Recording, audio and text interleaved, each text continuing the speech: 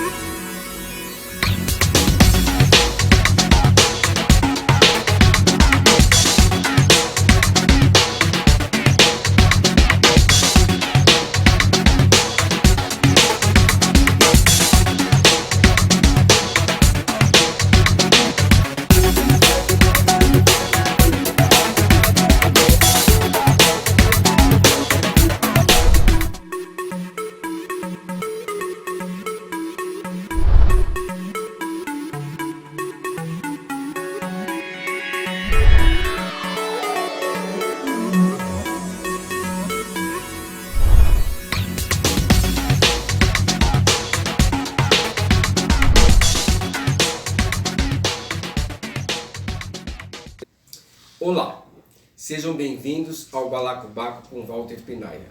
Esse é o nosso programa número 2. Hoje o tema será desigualdade social e violência sobre a denúncia também que teve na Praça da República em Belém, com racismo religioso que vemos todos os dias no Brasil. Os dados que nós vamos estar apresentando são os dados provenientes do Mapa da Violência de 2019 e do IBGE. A violência no Brasil é extremamente concentrada em algumas regiões e municípios, sobretudo naqueles que têm os piores indicadores sociais. 2,2% dos municípios brasileiros concentram metade das mortes violentas no país. Entre vítimas dessa violência estatal, 99% são homens. 81% estão entre 12 e 29 anos e 76,2% são negros. Ou seja, pessoas mortas pela polícia são em geral homens, negros e jovens. O risco não afeta todos da mesma forma, mas recai sobre a população mais pobre, em determinados territórios pautados pela fraca presença do Estado. Muita circulação de arma de fogo e mercado ilícito muito intenso. A distribuição da população negra em São Paulo, ela está principalmente concentrada nos extremos sul e na zona leste, que lideram um ranking com maior número de afrodescendentes. A concentração da população, por exemplo, em Parelheiros, que fica na zona sul, é 57%. E em Pinheiros cai para 7%. A Zona Sul ela concentra 7,8 vezes mais do que a Zona Oeste, por exemplo, de pretos e pardos. A população negra do Mboimirim é 56% de negros e pardos. Em Cidade Tiradentes, na Zona Leste, 55%. E Guaianazes, também na Zona Leste, são 54%. São os bairros que mais têm população de afrodescendentes. Em contrapartida, Vila Mariana, na Zona Oeste, tem apenas 7,9% de pretos e pardos. Vamos assistir agora o vídeo Entenda a Desigualdade Racial em 2 minutos. É um vídeo feito por Thaís Zimmermann Martins e Felipe Germano. Também vamos assistir um vídeo sobre a equidade social, com a Selma Moreira, do Fundo Baobá GIF. Esse vídeo foi produzido pela produtora Infame. Rodou. A gente não sabe se você é branco ou negro, mas o que dá para afirmar é que esse fato define a sua vida.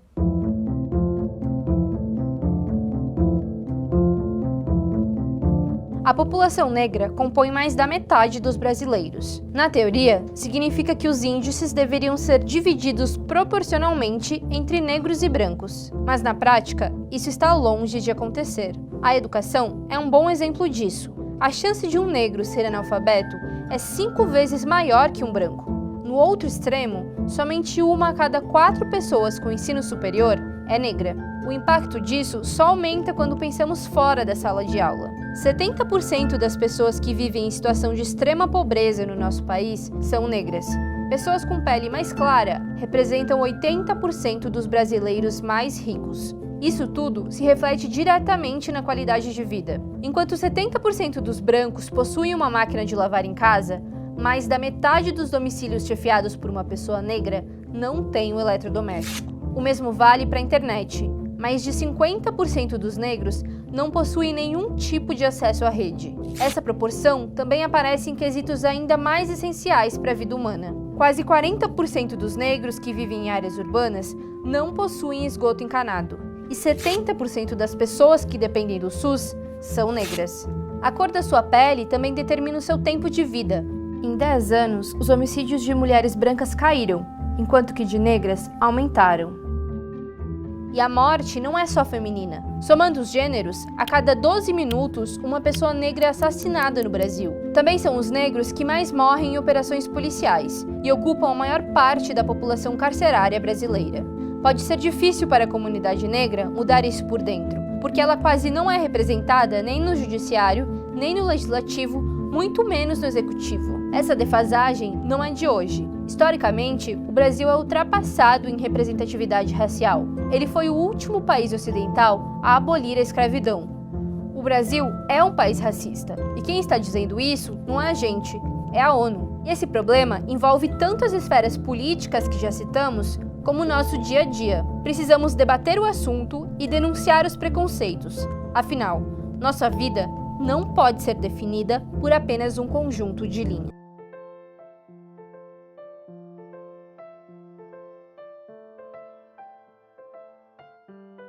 Vejo no investimento social privado uma excelente possibilidade de conectar e trabalhar para a promoção da democracia a partir da inclusão da população negra no Brasil. Então, quando a gente está falando de investimento social privado, fazendo coisas em função da população negra pela equidade racial, a gente está num país que historicamente tem um processo de diferença no trato da população. A gente tem um histórico de colonização que foi muito mal resolvido no que diz respeito ao cuidado da população negra e a gente sofre e observa isso ainda hoje. Nesse sentido, quando a gente observa os investidores sociais, é fundamental que dentro das práticas de cada uma das organizações, dos seus eixos prioritários, eles considerem sim avaliar, medir e executar as ações afirmativas dentro das suas respectivas áreas de atuação. Então, hoje, não ser racista não basta, você tem que ser antirracista, você tem que ser afirmativo. Então, não há necessidade de esperar uma legislação que venha e obrigue as práticas. Eu acho que a gente, como sociedade, precisa começar a se observar e aplicar ações em prol de uma construção mais democrática, inclusiva e equânime para todos, não apenas para uma parte da população, dado que a gente vive num país no qual 54% da população é negra e majoritariamente excluída. Então, nesse sentido, acho que a gente tem aí um terreno muito fértil de trabalho com os investidores sociais. Para conhecermos um pouco mais sobre desigualdade social e violência, vamos começar a falar alguns números que refletem do mapa da violência que foi agora liberado pelo IBGE, de 2019. Se nós considerarmos desigualdade e trabalho, por exemplo, apesar da população brasileira ser predominantemente negra e a força de trabalho ser 55% também de pretos e pardos, a população dos maiores maior concentração de pessoas sem emprego hoje em dia são pretos e pardos, com 64%, e subutilizados atinge 66%. A informalidade também está com a população negra, principalmente, com 47%, enquanto a população branca tem 34% na informalidade. Já os cargos de gerentes, por exemplo, apenas 30% é pretos e pardos. E a remuneração, aí é mais grave a desigualdade, onde os maiores salários pagos são apenas 12% voltados a pretos e pardos. 45% de todos os postos de menor remuneração é da população negra. A população negra recebe 45% a menos que a renda média da população branca com igual nível de formação. Afrodescendentes ocupam apenas 3% dos cargos de liderança. Periferias, a população negra fica longe da maioria das oportunidades, que se concentra nos grandes centros. A principal ocupação dos negros, hoje em dia, é em comércio e serviços, 35%, administrativos, 25%, e na indústria, 23%. Negros ocupam apenas 32% das vagas formais, enquanto os brancos ficam com 67%. Um cidadão negro recebe em São Paulo renda domiciliar 2,5 vezes menor do que um branco. Por exemplo, falando da concentração das oportunidades, a região da Sé, em São Paulo, ela abrange 28% de todas as oportunidades na cidade de São Paulo. Vila Mariana, 13%.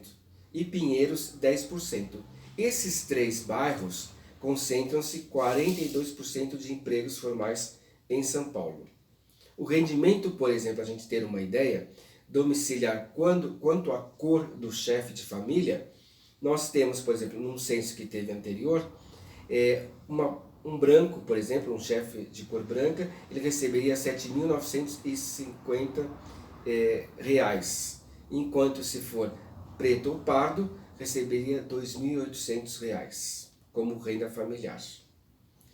Depois, agora, vamos falar um pouco então sobre a violência. Tudo isso reflete na violência, essa desigualdade toda, né? 54% dos pretos e pardos estudam em escolas localizadas em área de risco. Aumento da violência letal contra negros e populações vulneráveis, como LGBT e mulheres. A população negra tem 2,7% mais chance de ser vítima de assassinato do que os brancos. Lideram o ranking o Nordeste, o Rio Grande do Norte, Ceará, Pernambuco, Recife, Sergipe e Alagoas. São os estados onde tem o maior índice de violência. O acesso à educação e esportes, além de facilitar o ingresso de jovens no mercado de trabalho, podem amenizar esse quadro atual. A violência no Brasil, como eu disse, né, ela tem um ranking. E esse ranking, o Ceará teve um aumento de 48% no caso de homicídio. O Acre teve um aumento de 39%. Já, em contrapartida, os estados que tiveram decréscimo, Rondônia, que reduziu 22% a taxa de homicídios, e Distrito Federal, que reduziu 21% desses mesmos homicídios. Se nós formos comparar agora em vítimas de homicídios, nós temos a mulher que teve um ganho de 5,4% nesses homicídios, onde totalizou 4.936 homicídios em mulheres. A população LGBTI+, teve um aumento de 193%. Já negros, cada 4 pessoas que sofrem homicídio no Brasil, 3 são negros. Jovens, os jovens teve um aumento de 94% no valor dessa taxa de homicídio, onde em 2017 foram 35.783 jovens assassinados. Agora vamos assistir um vídeo que também é super interessante, de desigualdade racial, com Brian Allen. Esse vídeo foi uma vídeo-reportagem do Catraca Livre. Rodou. A cena que eu fiquei revoltado foi a vez que eu tava descendo. Não, subindo pra cá, né? A gente vem da Dom Bosco a pé, mano. E eu atravessei o semáforo e tava subindo a calçada, tá ligado? E na hora que a viatura embrecou do meu lado, o semáforo abriu, os caras falaram assim, ei, Super Choque! E aceleraram, truta. Qual que é a finalidade dos caras para os meus e soltar uma dessa? Ei, Super Choque! Eles te tratam como bandido, entendeu? Então você fica sem saber pra onde correr, como se defender. Que quem te defende te ataca. Como você se defendeu? Eu escolhi falar com vocês dois principalmente porque eu sei que a gente cresceu no mesmo bairro, vivemos por várias paradas iguais. Você acha que todas essas situações que aconteceram abalaram a confiança de vocês para algumas coisas que vocês fossem fazer depois? Tipo, aconteceu isso comigo, eu não sou capaz. Eu sou preto, eu não consigo. Olha, Brian, a princípio, quando está muito recente, que você tomou um quadro, você passou por essa situação, é humilhante. Dá vontade de fazer mais nada, de desistir e falar, cara, não é possível, mano. Tanta coisa que a gente passa, tanto desafio, tanta aprovação, Mano, a gente tem que provar que é bom a todo instante, cara. Entendeu? E se você se abala, lógico, no começo é complicado, mas se você deixa se abalar, você não vai conseguir ser aquilo que você nasceu pra ser, mano. Entendeu? Gigante. A gente nasceu pra ser gigante. A gente nasceu pra ser gigante. A gente fica abalado no começo, sim, mas a gente é curioso, meu. A gente procura saber de outras histórias, né, pra buscar força, pra se fortificar, entendeu? E isso é bem importante, porque a gente conhece a história de outras pessoas e a gente começa a entender meio como se portar e como não se abalar se acontecer da próxima vez, como se sair, entendeu? Como sair dessa situação sem se abalar da próxima vez que acontecer, que a gente sabe que vai acontecer. É uma coisa que não é inevitável, a gente sabe que vai acontecer. Um exemplo positivo é sempre importante, principalmente de quem vem da periferia e vence na vida. Cara, eu sou preto, eu sou nordestino, eu sou baiano. Eu sei o que é habitar esse lugar. E eu sei a quantidade de potência que existe nesse lugar. E muitas vezes, essa potência fica escondida pela falta de reconhecimento e pela falta de oportunidade. Você acha que do mesmo jeito que a gente um fortalece o outro, para não acontecer mais isso, outros negros, outros grupos têm que estar unidos, tem que estar fechado um com o outro? Com certeza, né? No geral, mano, todos os grupos, todos têm que se apoiar. Todos têm que fortalecer o outro com ideias, com abraço, com tudo. Tem que, palavras de carinho, palavras também, de carinho, de apoio e mostrar que a gente não é mais um, que nem o meu mano Luiz falou. Quando você faz uma exposição da sua história nas redes sociais, que é bem importante, né, você expor a sua história que você passou hoje eu passei por isso, eu vou expor na internet, muitas pessoas vão se identificar comigo e vão buscar força porque eu superei. Eu coloquei minha cara aqui, falei o que aconteceu comigo e eu superei, entendeu? Muita gente vai se identificar, vai mandar força e vai se fortalecer ao mesmo tempo. Então, é um grupo, a gente tá unido nisso. Continuando nessa conversa sobre desigualdade social, a educação não poderia ficar de fora, né? Então, aumentou a autodeclaração de pretos e pardos entre jovens. 50% de negros, pretos ou pardos, em 2018, foram a maioria dos jovens inscritos em instituições de ensino superior pública, né? Isso faz parte tanto dos institutos federais como as universidades. A luta pela isenção de matrícula e valorização dos conteúdos das redes públicas nos exames vestibulares tem contribuído para esse aumento, junto com políticas de cotas, FIES e REUNE. Com isso, também o número de fraudes tem aumentado, onde pessoas querem usar esses benefícios. Por exemplo, na USP, que é uma das grandes universidades conceituadas do país, não existe uma política de verificação de autodeclaração. Isso leva a mais fraude. Será que esses alunos que entraram por cotas, né, ou que é agora a maioria em universidades públicas, será que eles estão em universidades de prestígio ou são universidades novas que estão se estabilizando?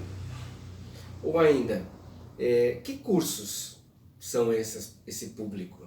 Né? É importante a gente saber para ver se os dados que é dado pelo MEC e pelo IBGE não pode estar mascarando outra realidade.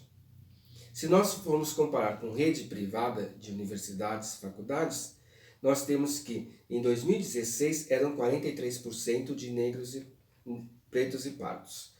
Em 2017, esse número foi para 46%. Em 2019 é 46,6%, mas ainda não é a maioria. Os jovens entre 18 e 24 anos que frequentavam ou já haviam concluído o ensino superior, por exemplo, são 36% de brancos. Pretos e pardos, 18% apenas. O abandono dos estudos na fase de ensino superior, por exemplo, 61,8% daqueles que completaram o ensino médio abandonam o estudo. Por quê? Pela necessidade de trabalhar e de procurar emprego, por exemplo, da desigualdade social. Mas temos uma notícia boa.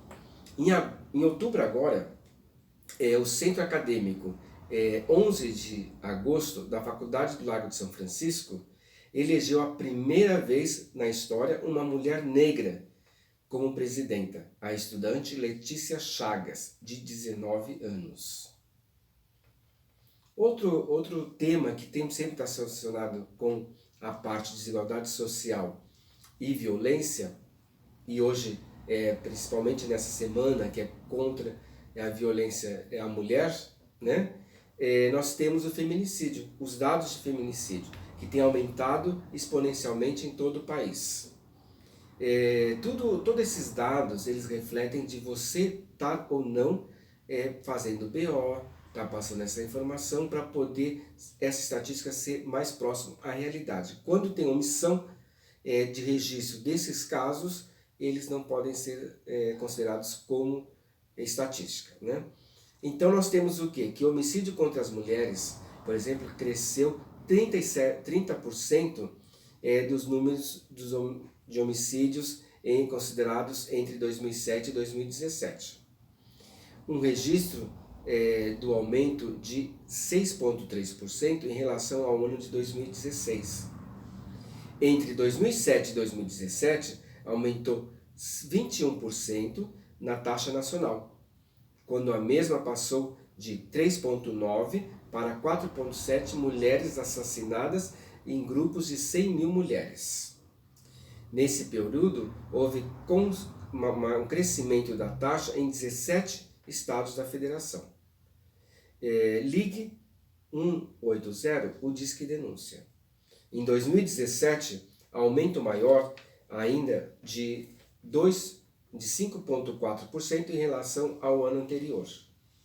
O período em que se verificaram taxas ascendentes nessas mesmas 17 unidades da federação.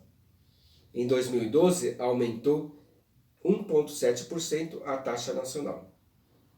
Se nós considerarmos agora os estados que mais matam mulheres no Brasil, nós temos o quê?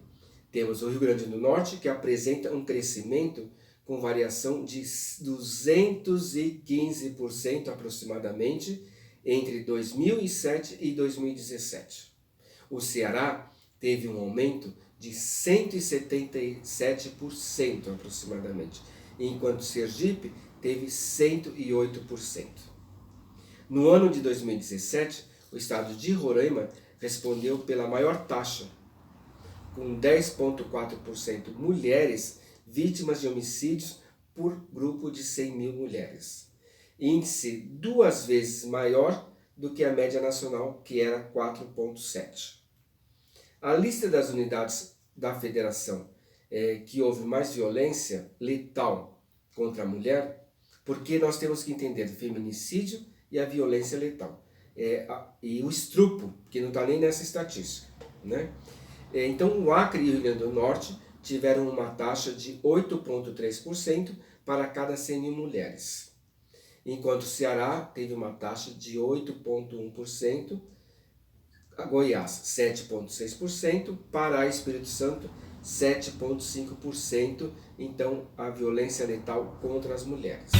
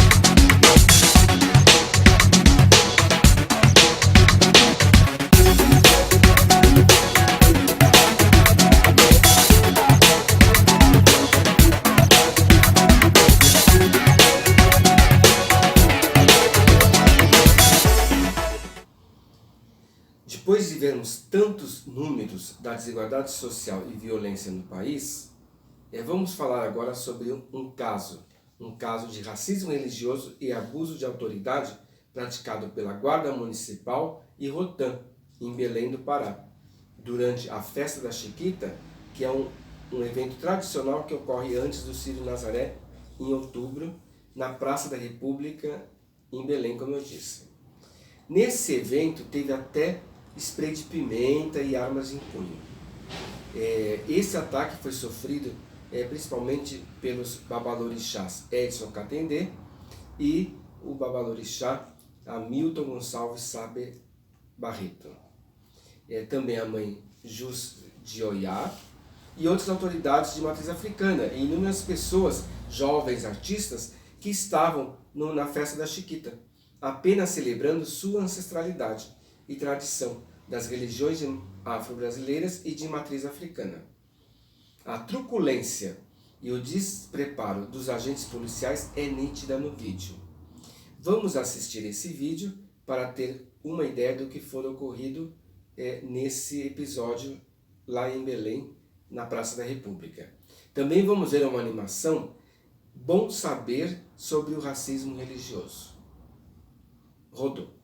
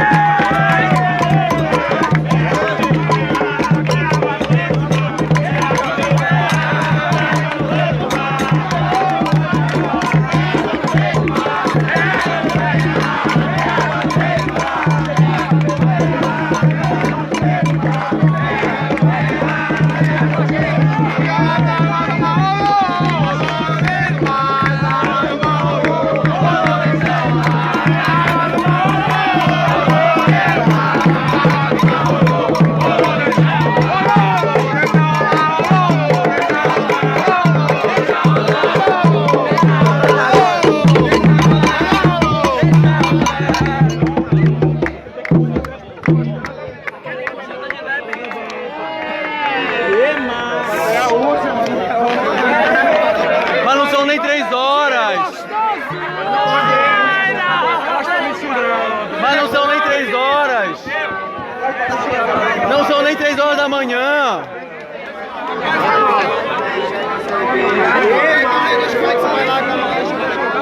Olha essa rádio para chegar até aqui.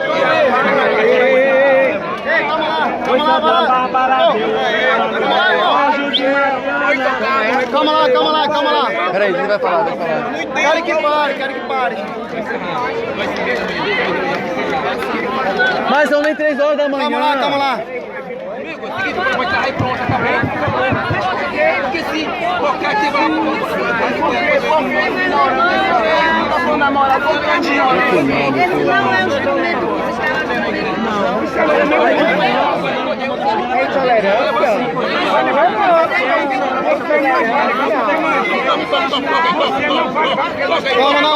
Calma lá. Intolerância!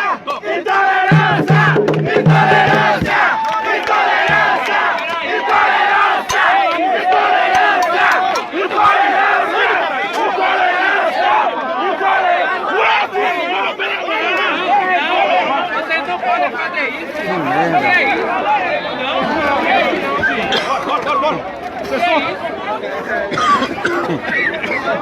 Bora.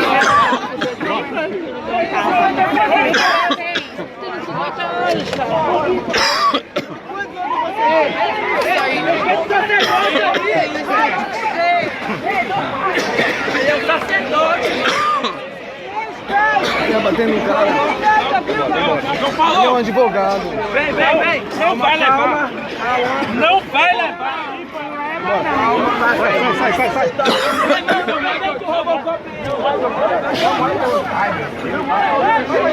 Sai. Amigo, não precisa disso, amigo. Tô filmando. Esse pagaram do pai é Milton. Fotografa! Fica aqui, Brenda. Fica aqui. Tô filmando, tá ao vivo. Pega as balas e mata todo mundo. Vai, mata. Eles estão... É o spray. Pode botar spray. Tá negociando, amigo. Ele bateu na gente. Eu sou do Estado. Eu também, irmão. Resolve e mata todo mundo, vai. Mata todo mundo. E não precisa disso. Bateram no cara aqui, no Pai Santo. Aqui, Vilma. Isso tá banhando lá demais. Filmando todo. Como é o nome dele? Como é o nome dele? Olha. Isso não é barulho, isso é música. Como é seu nome? Isso é cultura. Se identifique. Como é seu nome? Se identifique. Pois é, né? Eu não tô ouvindo seu nome, não. Meu nome aqui, não tô seu nome, viu? Elton. É Elton, tá bom. Eu sou do Concept também. Ao vivo, meu irmão, ao vivo. Aqui você é do Concept também, do Conselho de Segurança Pública. Do Conselho de Segurança Pública do Estado.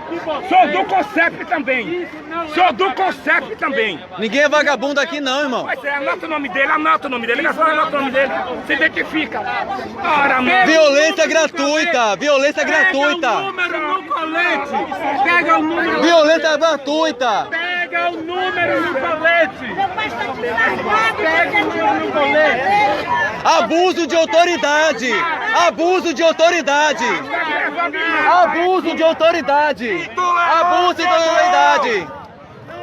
Ninguém tá resistindo a nada. Tem que respeitar a cara das pessoas.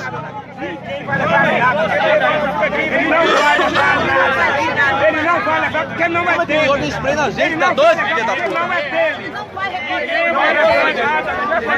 Abuso de autoridade. Tem que respeitar a cara das pessoas. Eu não sou católico, porra. Eu sou de candomblé. Eu sou de axé. Não sou católico.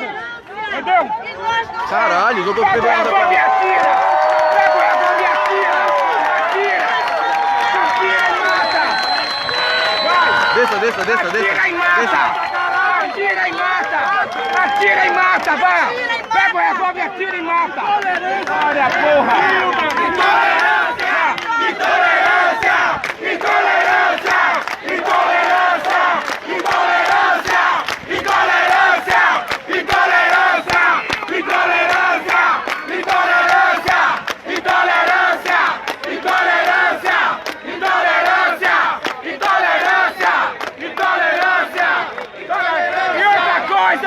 Isso é racismo!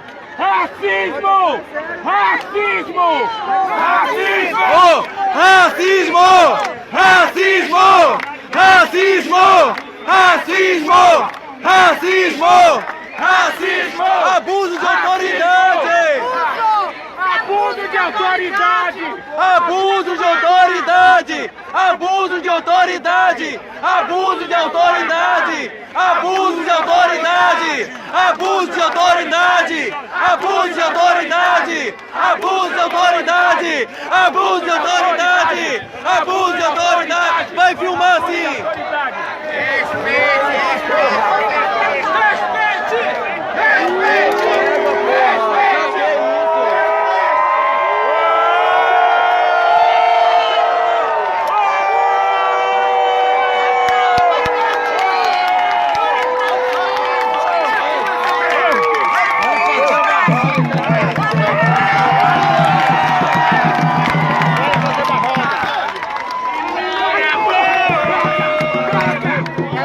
Tire o pai amigo daí.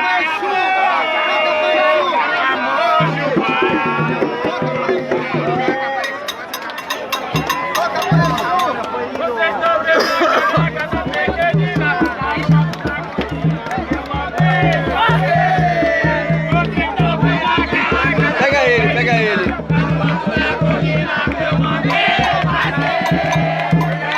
Vem pra cá, querido. Aqui, vai. Leva ele daqui.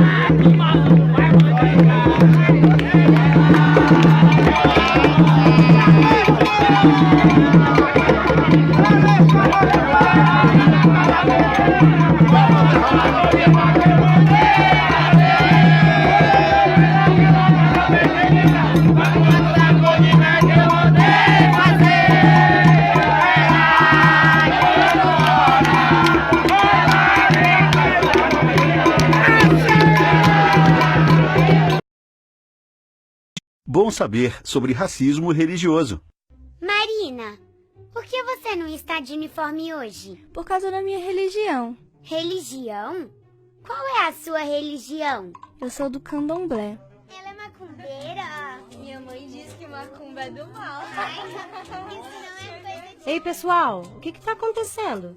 Por que vocês estão agredindo a Marina? Isso é racismo religioso. Vocês não podem discriminar uma pessoa por causa de sua religião. Candomblé é uma religião? É sim. É uma das religiões de matriz africana.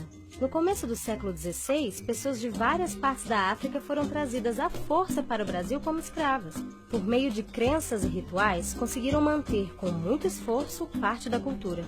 Foi assim que as religiões africanas se construíram no Brasil. O que eu não entendi foi porque a senhora falou racismo religioso. Por que racismo? É racismo porque é uma discriminação contra a tradição de um povo. É direcionada às práticas religiosas fundadas por pessoas negras. Ao longo dos séculos, os negros, suas crenças e cultura foram desumanizados e marginalizados.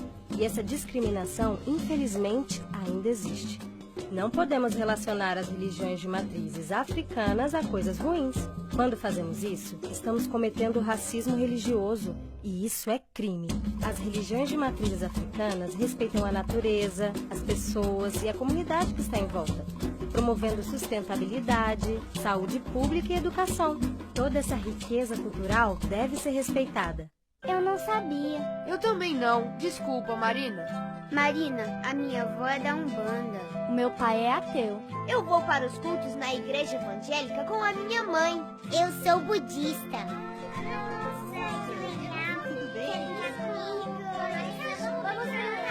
Racismo religioso não pode ser tolerado. Se você foi vítima ou presenciou algo, denuncie. Disque 100. Todas as religiões devem ser respeitadas. Bom saber.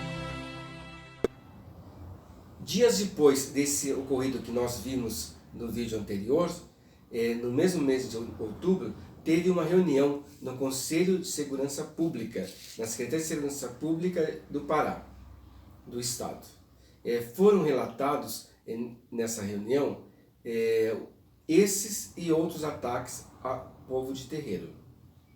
Vamos ver os relatos do Babalorixá Edson Catendê, que é advogado e sacerdote de Candomblé, mãe Jusce de Oiá, que é sacerdotisa de Umbanda, Babalorixá Hamilton Gonçalves Sabarreto, que é pedagogo, professor universitário e sacerdote do Candomblé, Carlos Vera Cruz, ator, diretor, performance e professor, Leandro Hack, que é ator e performer, Mameto Nanjetu, que é a presidente do Instituto do Nanjetu e sacerdotisa do Candomblé, a professora doutora Zélia Amador de Deus, que é professora universitária e escritora, bem como da doutora Cristina Carvalho, representando a ouvidoria da Secretaria Estadual de Segurança Pública do Pará. Rodou. Estamos aqui em Belém, na Secretaria de Segurança Pública do Estado, onde teve uma reunião sobre as intolerâncias, os problemas de racismo religioso que tem acontecido na cidade. Especialmente o evento que teve durante o baile da Chiquita, durante o Círio de Nazaré de 2019, e nós estamos compartilhando tudo que foi acontecido nessa reunião. Realmente esperamos que, mesmo que o secretário não estivesse presente, que as coisas andem e sejam resolvidas. Que é algo religioso nesse país, a gente está lá se morto. Porque todo dia matam a gente. Todos os dias matam a gente. Porque quando eu mato um irmão meu, está me matando também. Quando fere um irmão meu, está me ferindo também. E nós fazemos uma atividade todos os sábados na festa da Chiquita, desde 1987, chama-se Acarajé da Chiquita, que a gente faz essa atividade com a comunidade, onde junta as pessoas de todas as nações, Umbanda, Queipo, Angola, Jeje, Minas, todo mundo é igual, todo mundo se encontra, todo mundo se confraterniza, todo mundo se abraça. A gente vende acarajé, vende as iguarias africanas, acarajé, abará, e leva o tambor para poder tocar o tambor. A gente toca o tambor, que é o nosso instrumento, a nossa simbologia, representa o tambor para a gente representar a nossa voz, a nossa luta, a nossa invocação, a nossa ancestralidade, aos nossos orixás, aos nossos ocuns e quices, que são divindades africanas que foram trazidas para o Brasil pelos nossos avós. E aí, nesse sábado agora, nós fomos simplesmente violentados mais uma vez. A Guarda Civil primeiro chegou por volta das 1 hora da manhã, a Guarda Municipal, desculpa, a Guarda Municipal primeiro chegou às 1 hora da manhã, pedindo para a gente parar de tocar o tambor. Aí eu questionei, por que nós temos que parar o tambor? A gente está incomodando quem? Nós estamos na Praça da República. E a gente está exercendo aqui a nossa cidadania. A gente está expressando as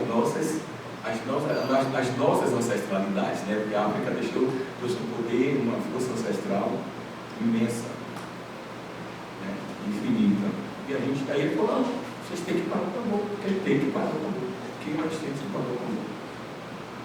Aí tinham mais de 500 pessoas, muito mais do que isso na praça. Todo mundo na praça começou a gritar, toca tambor, começou a cantar e começou a variar. Eles saíram. De repente eles já voltam arrotando. Todos eles com as armas em punho, com metralhadora, sei lá, não me interessa não, mas um monte de armas apontando pra gente e jogando spray de pimenta, empurrando, batendo em gente, empurrando pra lá, empurrando pra cá. E só não tinha afro-religioso só não, tinha afro-religioso, tinha artistas, músicos, atores, atrizes, e os simpatizantes, muitas pessoas de outros estados que vieram conhecer as manifestações culturais que o Belém traz, na época do Círio, que é um momento importante, um momento solene. E a gente foi usando aqueles assim, de forma truculenta. Spray de pimenta, então até hoje não estou conseguindo nem respirar direito ainda da spray de pimenta que ainda está entranhado ainda na minha pele, né? E eu estou com problema respiratório, né? Problema respiratório. Aí a vez se repete, ano passado a gente começou a mesma coisa, eles fizeram a mesma coisa, só que não, na hora que a gente conseguiu negociar, vocês podem tocar até 4 da manhã, vocês têm que parar.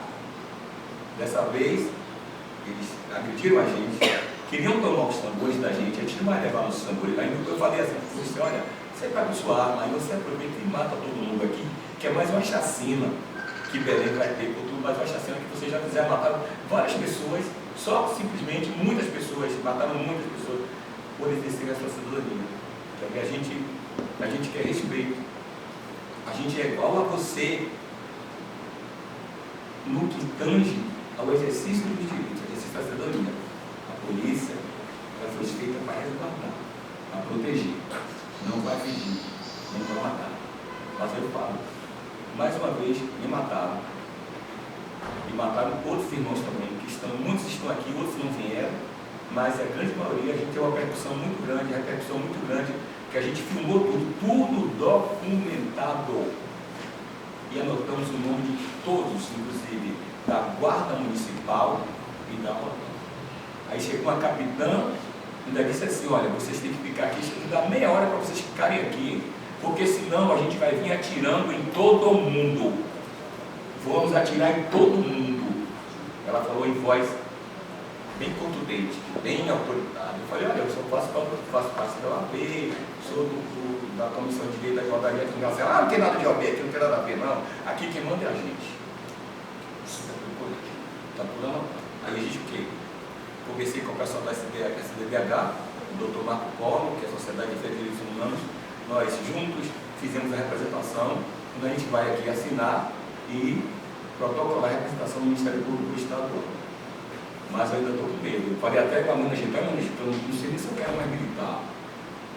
Ficar na minha casa, né? Mas não vou conseguir ficar, né? Eu não sou de Oxóssi, Oxóssi é um bicho caçador, Oxóssi é provedor, e Oxóssi nunca deixa os seus filhos sozinhos. São sempre presentes na luta, ensinando, mostrando que o caçar, o prover, é muito mais amplo do que as pessoas imaginam. Assim, como o Papá falou, foram 2 momentos. Todos os 2 momentos foram bem agressivos. A Guarda Municipal chegou a princípio e pediu para parar os tambores.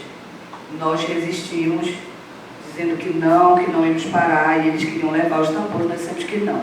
Haviam 3 viaturas da Rotan paradas atrás do palco da Chiquita Bacana. E eles foram lá, as pessoas, os guardas municipais foram até lá, atravessaram um pedaço da praça, e quando voltaram acompanhados por aquela guarnição da Rotan que estava lá. Inclusive tinha uma capitã. Eu não vou citar o nome de nenhum deles, porque eu não sei o nome deles. Alguns estavam com o nome coberto e outros não tinham o nome na tarja. Então não sou eu e nenhum de nós que tem que nominar quem estava lá. A responsabilidade, eu acho que é do CIEDES investigar quem estava lá sendo destacado para aquele momento e ver quem está no vídeo, porque as imagens mostram todos que estavam no vídeo. E eu me direcionei à capitã, que se apresentou naquele momento como a capitã daquele grupamento que estava lá.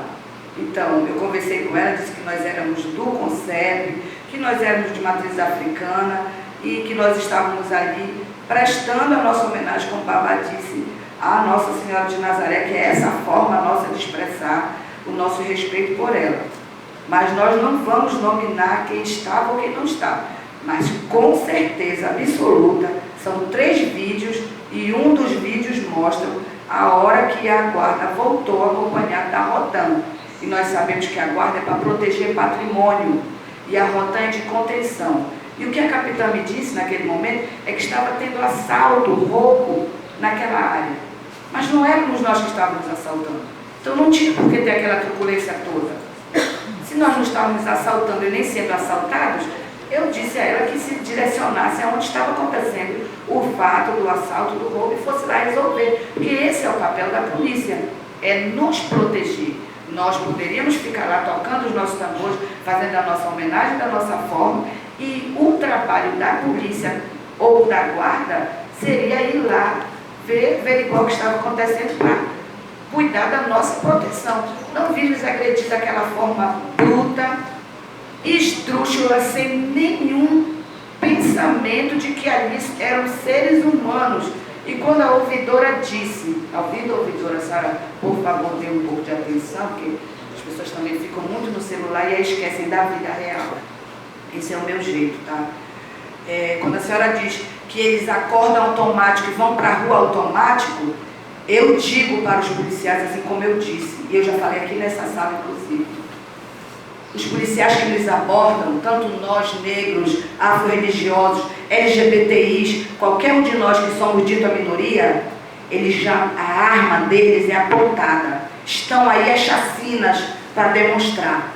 Então eles não saem de casa automáticos, eles já sabem, porque eles são formados pelo Estado. E nós aqui, o GT de Matriz Africana, nos propusemos, há 2 anos, praticamente estamos aqui, nos propondo a ajudar na formação, a forma de abordagem deles. Porque eles lidam com os negros e afro-religiosos como se estivessem lidando com animais. E não é a questão porque eles acordam no automático, é porque eles vestem uma farda e essa farda é o Estado. E quando eles estão fardados, eles esquecem que eles são seres humanos. Então não é a questão do automático deles, é a questão da forma como o Estado, durante 500 anos, trata negros e afro-religiosos, negros trazidos da África e escravizados. É o Estado que nos trata assim, é o Estado brasileiro que nos trata. E isso independe se um ser humano, se ele é cidadão, quando ele veste a farda, aquela farda que agora o governador mudou a cor, ela pode mudar 1 milhão de vezes a cor da farda. Porque o que eles vestem é o Estado, e é o Estado que nos assassina. Eles não tinham necessidade de chegar com aquelas armas, que nós nem sabemos o nome de cada arma daquela, porque nós não lidamos com arma, porque nós somos pessoas de paz. Eles não tinham necessidade de chegar engatilhando aquelas armas. Eles não tinham necessidade de atirar spray de pimenta no meu pai quando ele estava no chão jogado, porque eles empurraram o meu babalorixá. E ele, para não cair esse corpo aqui, que era mais frágil, caiu em cima dos tambores, para proteger os nossos tambores. E ele caiu, e mesmo jogado no chão, de peito aberto, sem nenhuma proteção, assim mesmo, aquele policial atirou spray de pimenta no rosto dele. Assim mesmo como ele poderia ter atirado uma bala, capitão, em qualquer um de nós. Porque nós não andamos armados. A nossa arma maior são os nossos corpos, para proteger os nossos iguais.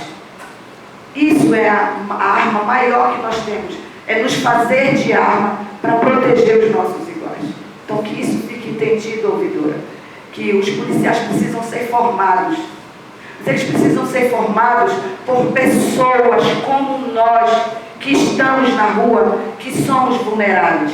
Eles precisam ser formados não por intelectuais que venham de qualquer um outro país, americano ou não sei de onde. Eles precisam ser formados por nós, povo negro que está na rua e que está na ponta. E nós já nos dispusemos várias vezes, capitão, a isso. A estar junto com vocês para formar quem está na rua. E nós sabemos e nós entendemos que eles estão adoecidos. Eles estão adoecidos pelo Estado. Fomos nós que os adoecemos. Atirar. Tá? E, eles queriam intimidar. Eles não queriam intimidar. Eles queriam matar. A ação deles foi odiosa. Eles não gostam de negros. O Estado é racista. Se eles puderem acabar com a gente, eles vão acabar. Mas nós vamos enfrentar. A gente entende que a nossa estada aqui nesse momento precisa ter um resultado, precisa ter um produto. E esse produto é a nossa segurança. Nós pagamos para isso. Nós não podemos continuar pagando a polícia para nos matar. Isso não pode ser possível. Nós não podemos continuar pagando a polícia para ficar rodando os nossos terreiros quando nós estamos em atividades litúrgicas. Isso não pode ser possível. Afinal de contas, nós vivemos aonde? Numa sociedade que se diz democrática? Não. É lamentável que nós não tenhamos aqui a representação dos distintos comandos. Porque eu queria dizer para eles que a ação da Guarda Municipal na rua, a ação dos homens da Rotan, como assim são chamados, é reflexo da forma como a segurança pública é gestionada nesse Estado. Né? O que é que a gente percebe? O Estado não tem uma política de segurança para a sua população, onde nós que fazemos parte do que se tem de chamar nesse momento de diversidade, negros, índios, LGBTs, pobres de maneira geral, são alvos de uma limpa, que é o que essa sociedade elitista classista está tentando fazer na sociedade brasileira, está tentando fazer no estado do Pará. Uma limpa, disseminando negros e pobres, afros religiosos, LGBTs e dentre outros. Então, capitão, nós não podemos sair daqui agora, tá entendendo? No mínimo, ouvindo um compromisso de Vossa Senhoria com relação a essa situação, porque eu não quero continuar o resto da minha vida tendo medo de sair de casa com medo da polícia. Porque eu tenho medo mesmo. Eles olham para mim, eu ando de ônibus. A sociedade é tão racista que as pessoas, quando entram no ônibus, se tiver um lugar vago do meu lado, e eles perceberem que é uma pessoa negra, eles vão procurar outro lugar. A polícia não faz isso. Se tiver um negro e um branco, ou quase branco, eles vão primeiro naquele que tem mais melanina, naquele que tem mais a nossa característica. E isso a gente sabe porque a gente vive todo dia. E eu não quero passar o resto da minha vida assim. Quando eu falo eu não quero passar o resto da minha vida assim, eu não estou falando de mim, eu estou falando de milhões de negros, de 76% da população do estado do Pará. Temos que orientá-los, temos que cuidar deles também. Mas é muito louco isso, porque quando a gente coloca argumentos, não importa quais sejam os argumentos. Por exemplo, vocês não podem tocar o tambor. Por quê? Vamos conversar, não tem diálogo. A ordem é esta. E esta ordem não surgiu da cabeça desse policial. Surgiu das instâncias superiores que eles foram orientados a cumprir ordens. E quando eles mesmo não sendo da mesma instituição, um é seara municipal, outro é seara estadual, não interessa. Ambos são agentes treinados para coagir, para matar. Os nossos pais e mães já estão há anos nessa luta. Anos. O novo governo tem um compromisso com as multivozes, um compromisso com as minorias que fica apenas no sentido midiático, no sentido da politicagem. Porque, na verdade, ações não são feitas. Nenhuma. Reuniões são feitas, temos que ensiná-los, mas a formação deles é feita por quem mesmo? Vocês já não estão durante anos e anos nos ouvindo? Séculos, na verdade, nos ouvindo? Se é uma questão educacional, nós temos uma lei que tem 13 anos que não está na escola. E se o próprio Estado não educa os seus profissionais, se essa lei não está sendo exercida nas escolas, a sociedade não abraça as nossas tradições, as nossas percepções de realidade, como é que nós podemos convencer uma pessoa que tem uma arma na nossa frente com argumentos? Como é que eu faço aquela pessoa se sensibilizar se ela está apontando uma arma para a minha cara, jogando spray de pimenta em mim? E eu tentando convencê-la, Senhor, os argumentos são esses. Não tem argumento. Não tem argumento. Talvez tenha aqui tem os argumentos, né, que a gente discute, a gente conversa. Mas na hora H, quem está lá somos nós. Nenhum de vocês está lá. E os que estão também do outro lado são negros. Foi interessante, fazendo um paralelo, teve um evento alguns domingos atrás, na Cidade Velha, onde aconteceu a mesma coisa. Estava tendo um batuque numa rua da Cidade Velha e chegam carros da PM, onde pediram para parar o batuque. Perguntei por quê, porque estavam obstruindo a rua. Libera-se a rua, abre-se a rua. Não, tem que parar. Mas por que tem que parar? E aí eu fui fazer uma explanação falando do século XIX, quando o batuque foi proibido nessa cidade. Não só nessa cidade, em vários lugares deste país. Né? Porque as aglomerações, porque vocês não percebem desde aquele momento que nossa cultura é de circularidade, é de aglomeração de pessoas, estamos juntos. Só que isso não é interessante na visão do Estado. Por quê? Aquelas pessoas a vagabundagem, como era a capoeira, como eram essas rodas. Então, enquanto essas perspectivas não forem respeitadas pelo próprio Estado, como é que os agentes do Estado vão respeitar? Respeitadas de fato, que não sejam apenas questões midiáticas para fazer alegorias políticas as minorias, né? A gente sabe, as minorias hoje são valores, elas precisam ser, a própria indústria fonográfica sabe disso, né? A própria indústria cultural percebeu isso né, e abraçou tudo. A gente foi pensando, por um lado é maravilhoso, por quê? Porque conscientiza as pessoas desse país de que somos iguais sim, podemos gerar renda, podemos gerar dinheiro e podemos sim mover esta nação, né? Se, por exemplo, a gente for pensar, se todos os LGBTQI+, ou todos os negros desse país forem proibidos de exercer toda a sua criatividade, esse país para. Esse país para. As mulheres e tudo mais. Então, o que eu queria falar é que essa formação, essa boa vontade já existe de nós há séculos. Mas é só de um lado. Ela é só de um lado.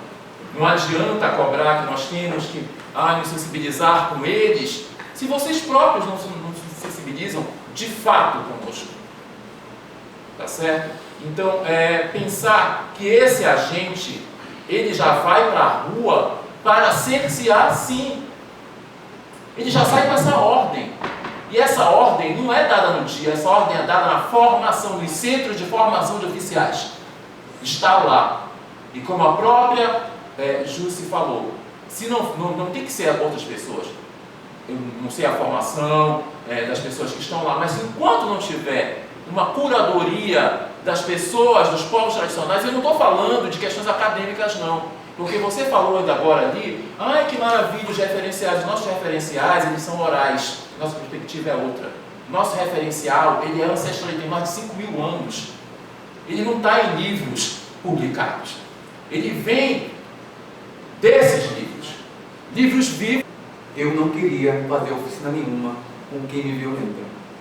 Eu não tenho, por si, razão nenhuma, respeito nenhum, não tenho uma relação de romantizada com o poder que me oprime.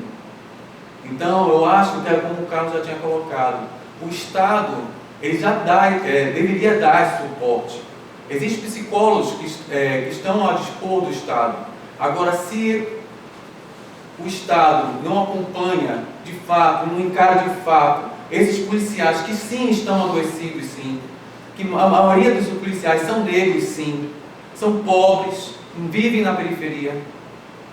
Além de ser, eu acho que a gente está fazendo uma ação como essa, a gente não quer só que os policiais sejam responsabilizados, nós queremos que o Estado seja responsabilizado, que o governador seja responsabilizado, que a prefeitura seja responsabilizada. Porque o que houve naquele dia, eu estava lá também domingo, na madrugada de domingo, foi um ataque de ódio, foi um ataque perverso, que não houve diálogo nenhum por parte da ação da polícia, que foi arrotando. Tem um vídeo, foi arrotando. Eu acho que quando a gente, estamos aqui, nós, mais uma vez, estamos todos nós aqui, militantes, povo negro, povo LGBT, aqui está uma gama de pessoas que todos os dias estão militando. Só o fato de estar vivo já é uma militância nesse país. Né? Tem pessoas aqui que têm cargos, têm funções, mas uma travesti que está na esquina, ela está militando pela existência dela na esquina. A fala dela está ali falando. Todos os dias sendo cortada por mil preconceitos, 1000 razões. Então, quando nós estamos aqui, nesse exato momento, nós estamos também em risco. Eu quero deixar bem claro isso. Eu me sinto em risco, eu sei que cada um aqui se sente em risco, na mira. Porque, ao mesmo tempo que nós estamos querendo criar uma estatística, que não fique calado a nossa a forma como fomos violentados, mas a gente sabe que a gente está agora em risco. E aí? Né? O que o Estado pode nos oferecer, né? Além daquilo que a gente nos expõe tanto? A gente já está fazendo a nossa parte de nos expor. E ainda fico pensando que nesse mesmo dia, vários jovens negros e jovens periféricos, pobres, foram violentados pela Guarda Municipal e pela Rotan também na praça. Saíram ensanguentados, espancados, foram torturados em praça pública. E esses jovens não têm argumento, porque são jovens. Nós, com todo o argumento que nós temos, a gente sofreu a violência que sofreu.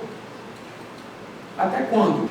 Todos nós, a gente vem de uma luta que não é de hoje, meu entendimento como uma mulher de tradição de terreiro é que a gente vê cada dia mais o Estado dificultando a nossa vida. A gente começa que a gente não tem o nosso registro transformando a nossa casa em templo. A gente não tem IPTU. E a gente anda, é muita dificuldade que esse Estado faz para a gente. E nós já pegamos, não foi a primeira vez esse espelho de mim. Nós já saímos em programa de ratinho.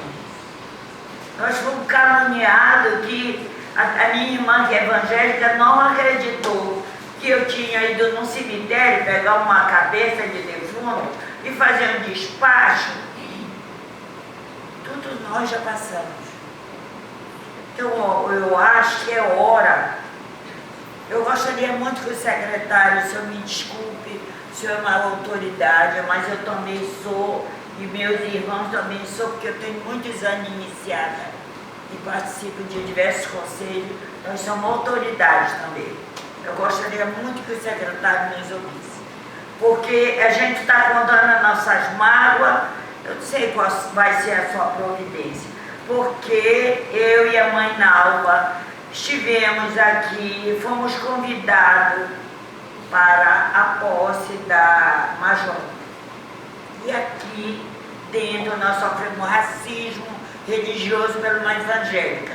Nós tivemos a palavra aqui e eu, com a mãe Nalva, pedimos e saudamos que ela tivesse um bom mandato e que nossas deusas abençoassem. Passou uma senhora, depois veio uma pastora e mandou todo mundo se levantar e falou palavra de ordem, retirando as palavras que eu disse. Então aqui dentro, e todo mundo olhou para nosso rosto e nada foi feito. Eu estou fazendo uma queixa para o senhor, porque o senhor, como autoridade, só tem que ensinar os CONCEP, porque eu vou lhe dizer, se tiver um terreiro onde aquela evangélica estava, eles vão matar a gente. Que eu acho que o papel dos CONCEP é trazer para a polícia as demandas. Mas se eu aqui dentro eu vi a mulher me tirar as palavras que eu disse, olha, eu sou uma mulher de bem. Nós somos pessoas de bem. A gente luta pelo povo. Eu continuo a luta do meu povo. Então isso que aconteceu sábado foi tão triste para mim. Eu não estava lá, mas talvez tivesse até infartado, que eu comi tanto domingo. Eu me martirizei, eu acho que todos nós se martirizamos de não poder pegar aqueles policiais e dizer, me respeite que eu sou uma mulher, ele é um pai de família e todos nós somos pessoas de bem, pagamos nossos impostos. Todo terreiro tem uma comunidade onde ele trabalha com a cultura e esses tambores são a nossa cultura, é o chamamento do meu Deus para a terra. Então, o senhor não tem noção a tristeza que nós estamos quando eu vejo o Abacatendê com a voz sofrida, o Hamilton que eu conheço mais de 30 anos. Isso me dói muito de eu não ter armas. A minha arma é política para dizer chega, chega de sofrimento. Se eu tenho essa oportunidade de estar falando aqui, e eu vejo que as pessoas que vivem em casa, que não sabem o que é racismo, porque tem muito idoso que a polícia vai, a minha avó carregou o tambor na costa aqui, que era punição, é isso que eles querem fazer com a gente. A punição era, para o tambor, tu vai levar o tambor aqui, que é para todo mundo ver que você toca tambor. Essa é uma punição. A pena. Então isso é muito triste, isso é muito triste. Eu lhe digo, que o senhor faça o documento, transmita isso para o secretário, porque na verdade eu acho que todos nós, era ouvir o secretário sentado aqui e ouvindo as nossas queixas. Então, muito obrigada. Não só do Rodrigo, mas da ouvidora, do Silva.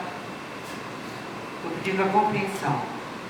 É porque a agressão foi muito forte no sábado. Na verdade, era para estarmos reunidos aqui para começar um processo de criar políticas públicas de proteção e defesa do povo de terreiro, do povo das religiões de matriz africana. Nós temos já um relatório, aquele relatório tem muitas propostas, inclusive de formação dos policiais, tem proposta de curso em convênio com a Universidade Federal do Pará sobre as religiões de matriz africana, para explicar porque o Estado persegue as religiões de matriz africana desde sempre.